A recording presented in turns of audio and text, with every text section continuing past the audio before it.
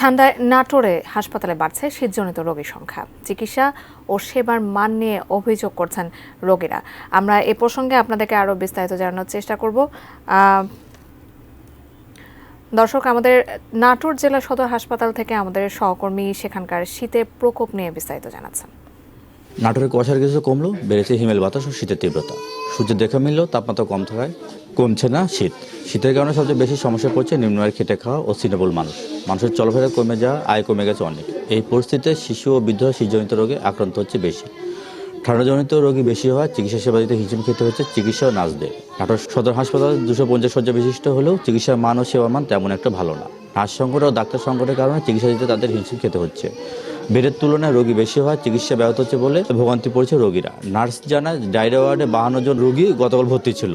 Diarrhoea ওয়ার্ডে bed সংখ্যা 15টি, সেখানে রোগী আছে 52 জন। ফলে চিকিৎসা দিতে অসুবিধা পড়তে হচ্ছে চিকিৎসক ও নার্সদের। শিশু ওয়ার্ডে আজ ভর্তি আছে 23 জন। গতকাল ভর্তি ছিল 31 জন, বাকি জন চলে গেছে। বেড সংখ্যা 20টি, সেক্ষেত্রে রোগী আছে 23 জন। শীত বেশি হলেও রোগী স্বাভাবিক আছে বলে মনে করছেন কর্তৃপক্ষ।